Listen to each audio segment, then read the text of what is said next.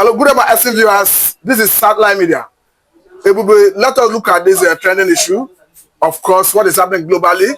Recently, a U.S. congressman talking about Scott Perry accused the world, particularly areas where terrorism is holding sway, that U.S. aid is being used to fund terrorism. Specifically, let us look at the one that concerns us, Boko Haram, that the fund that is meant for that agency is being used to sponsor terrorism, particularly Boko Haram.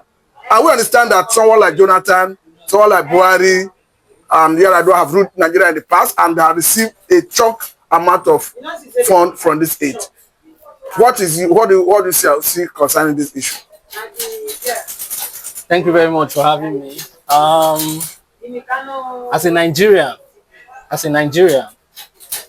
I think it would be best for us to not lose our memories if we have to push this country forward or to get this country to where we want it to be. Think back.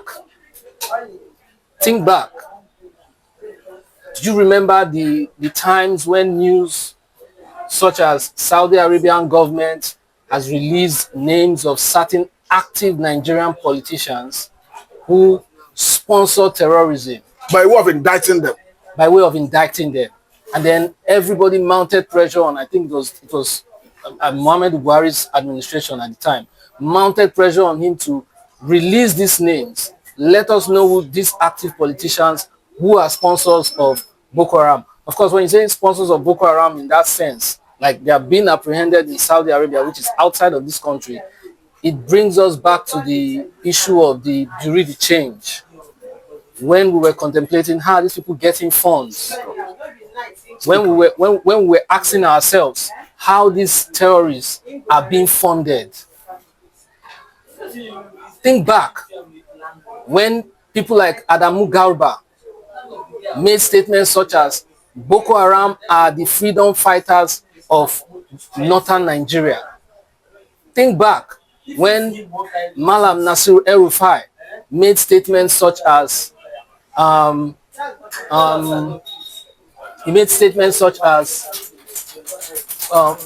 Haram are not the same as Nnamdi Kanu or IPOB. They are businessmen, not agitators agitating for secession. So if people would want us to believe that US aid solely sponsors terrorism in Nigeria, that's not true. We should reject it. We could call them co-sponsors, not only or major sponsors. But let us cast our mind back to the time of Goodluck Ebele Jonathan as the president of the Federal Republic of Nigeria. Remember that he, as a president then, he did said that there are some elements of Boko Haram in his cabinet.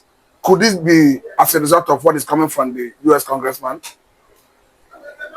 I think the U.S. congressman Perry said some of this monies makes its way through into the hands of terrorists, and one of those such terrorist organizations is Boko Haram. So if Jonathan says some of these, say it again. Some people in his government are sympathizers of Boko Haram, and some of them have link with Boko Haram. Of course, just like I've said, if people in people who serve the federal government will come out to make statements why they are actively serving the federal government, such as Boko Haram are the freedom fighters, then it's true. They are Boko Haram, they are active politicians who are Boko Haram sympathizers, and not just Boko Haram sympathizers, who have been indicted to be Boko Haram sponsors. We also remember during Goodluck Jonathan's administration where Boko Haram members were found, certain Boko Haram members were found in the State House, Abuja State House of, what was his name again? I think the vice president, current vice president. Okay, yes. Current vice president. Shettima. So of course he's right. Then Goodluck Jonathan is right to have said that. Okay, now let us look at in the past. Jonathan as a president, we had a situation where the then governor of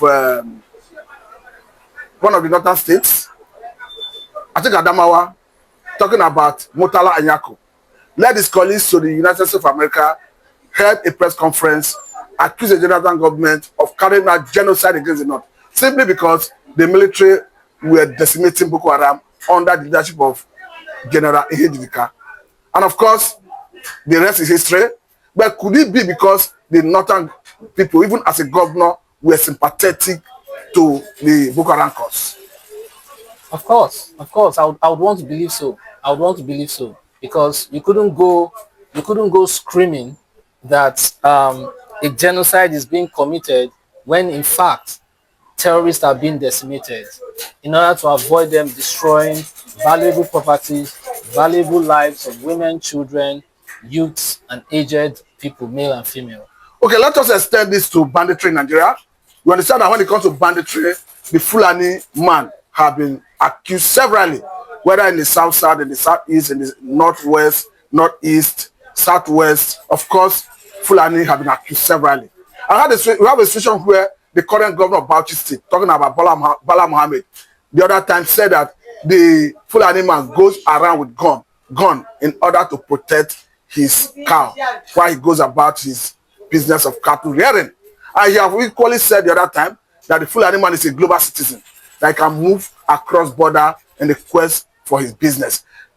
If you are looking at banditry in Nigeria, and even Taji Bello is a Fulani man, talking about the man that burned that military vehicle in Zamfara State recently.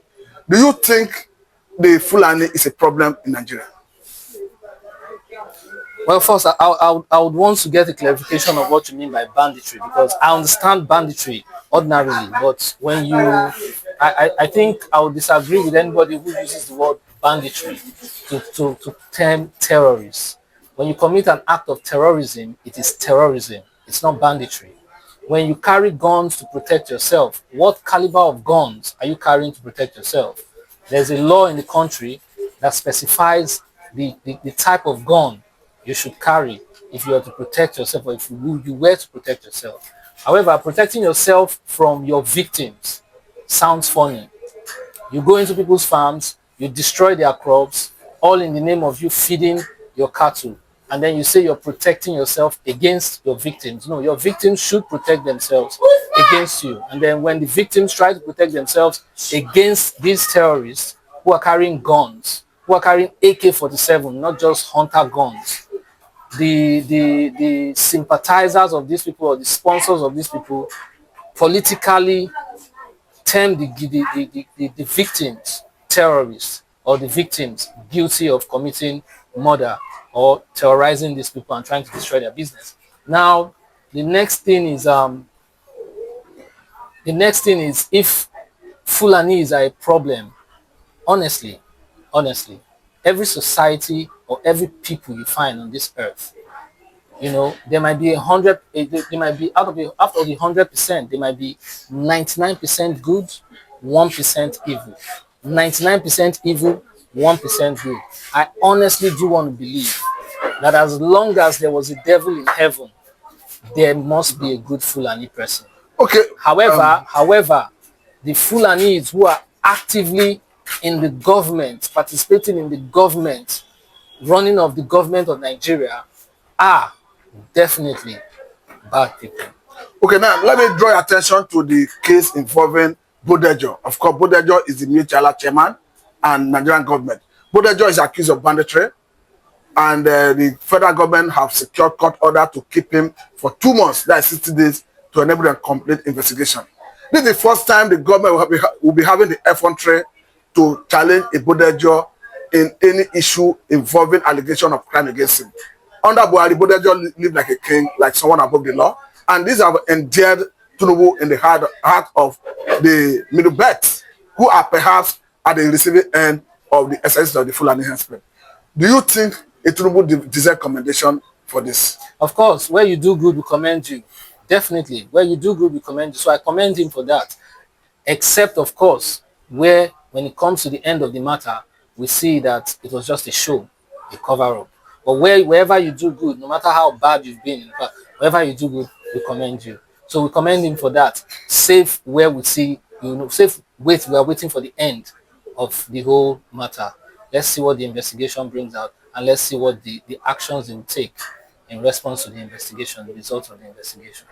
Briefly, let us get your thought with respect to quest for state police, because so many people have advocated that the panacea for peace in Nigeria, to solve the insecurity issue in Nigeria, is state police.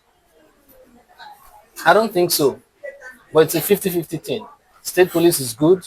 State police has its own, disadvantages, but I don't think it's going to solve any problem, because if the politicians control the police, then the police will remain the same as they are, be them state police or federal police. That's not a solution to the problem of Nigeria in terms of policing. Okay, lastly on this, let us get your thoughts, because currently we understand that in Nigeria there are so many people who are dissatisfied with the current status quo, particularly the grand norm, the constitution of the Federal Republic of Nigeria. People argue that this was imposed on Nigerians by the military, and perhaps that is why we often hear agitation for secession for different quarters. Obasanjo the other time made it clear that it was not even the Biafrans that started the issue of secession. Of course, did not call for Araba the other time, meaning secession. Do you think we should rejig our constitution? Well, I think the constitution has enough laws that that should help us get to wherever we want to get to. However, what we should do is check ourselves. That's what we should do. Check ourselves. We, the people who run the government that uses this constitution as the basis of rulership or leadership, should check ourselves, not the constitution. You could make all the laws, you could make all the beautiful laws in the world that would have governed the society beautifully. But if the people who are saddled with the responsibility to use this constitution to govern the people do not do it justly, then the constitution can't speak. The constitution doesn't have a hand. The constitution has no leg, no brain. It waits for you just like a shrine to come and use it to do what you're supposed to do. Okay, lastly on this, Mr. Bube, the army chief, there's a trending video where he said that the problem between the Fulani herdsmen, or rather what is seen as banditry today, is because the average Fulani man feels the Hausa man is poisoning his cow, and the Hausa man see the Fulani man as using his cow to destroy his crop, and that is an age-long thing. So ordinarily, according to him, that is an age-long thing that the Nigeria have refused to address. So it goes to show that if you agree with him, that what we see and call banditry may not be banditry, and it can be resolved on a round table. No, I don't think that's true. I would not agree with anybody whatsoever, not just him, anybody whatsoever, because the Hausa man is not the one who owns farms in the southeast, in Anambra State or Enugu State or Imo State or Abia State, in the south, in Delta State, in Bayelsa State, and in the southwest, in Ogun State or your state. I think the issue of Sunday Igboho was as a result of Fulani headsmen coming to disrupt the smooth operation of their farmers, and even it extends to the villagers who live close by to the farm. So I don't think it's true. I don't think we should make it a Fulani Hausa thing. That's not the reason they are doing it. There's a grand agenda. If you understudy the way they operate, there's a grand agenda they have that some of us suspect to be trying to take over other people's lands in the guise of being headers. I think this is a good place to let you go, but before I let you go, Mr. Bube, the global terrorism there sees the Fulani man, or rather Fulani, as the fourth most dangerous terrorist organization in the world. And Nigerian government have refused to see them as such, but have designated and tagged IPOB as a terrorist organization. I understand that world bodies like European Union disagree with government, and equally in countries like United States of America, United Kingdom, Russia, Canada do not see them as such, because the other time we saw Biafrans from all over the walks of life gathered in Latin Finland to declare Biafra.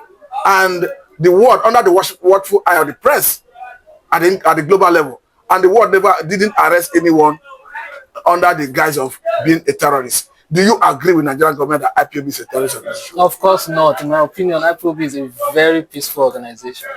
Very, very peaceful organization. Nothing, no semblance of terrorism is attached to IPOB naturally or physically or artificially. IPOB has been conducting themselves in the most peaceful, intelligent, brilliant, and wise manner in pursuit of their agitation for um, a Biafran state, which of course, every reasonable human being would understand, would show understanding with them. The other day on court, you saw what transpired. Everybody saw what transpired when Nnamdi Kanu raised the Nigerian law itself and read from it to the judge and to the prosecution team. So if this man raises your own law and reads to you from it, reminding you that you are trampling on this very law you made to guide the whole citizens. Sorry, this very law that are made by the representative of the citizens to guide society. You're trampling on it. And how then can you turn around, or will you turn around to say such a man or the group he has formed is a terrorist organization? That's why the rest of the world definitely would not agree with them. And that's why I would not agree with them. And I believe every reasonable human being would never agree with them. And on the issue of the fourth most deadly terrorist group in the world, of course, the killings in Benue State, the killings in Enugu State, the killings in Imo State, the killings in Anambra State, the killings in Delta State, the killings in Oyo State, all tied to one group, the Fulani band and the Fulani headsmen. All tied. It couldn't be a mistake. It couldn't be. Same pattern, same mission, same intent. Thank you for your time, but briefly touch this area before I let you go. Because we understand that self-determination is a UN charter that have been ratified in Nigeria. To that extent, is a law in Nigerian legal jurisprudence. And this is where Nnamdi Kanu is coming from. He made it very clear in court that day. He said, this is why I do what I do. And I think Nnamdi Kanu understands that fact that he has that right of self-determination. The question here is, we have seen so many interventions from different angles to get the man Nnamdi Kanu out of the DSS dungeon. We saw senators from the eastern part of the country the other time under the leadership of Senator Ina Baribe meeting with the Attorney General of the Federation asking for the release of Nnamdi Kanu. We have seen minority caucus in the House of Rep saying the same thing. We have seen Afeni Federal under the leadership of Adebayo that just died said the same thing. The question is, should Nnamdi Kanu, the people who are pushing for a release, should they go for political solution or allow the court to take decision? Of course, the court has taken decision. The court has taken decision. The court declared that the Nigerian government violated his rights when they extraordinarily renditioned him from Kenya without due process. The court also determined that IPOB is not a terrorist organization.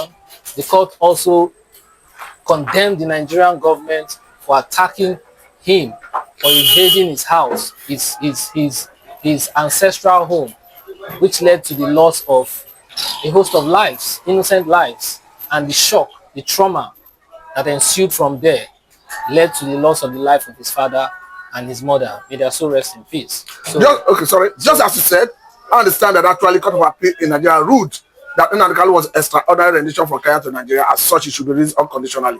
And this is on that basis that even UN working group on arbitrary detention asked Nigerian government to release the man unconditionally and even sanction those who were involved in the extraordinary rendition. But the question is, federal government appealed that judgment, and Supreme Court asked them to go and start de novo, go back to the court of first instance, and that's where we are. On that basis, I bring that question back.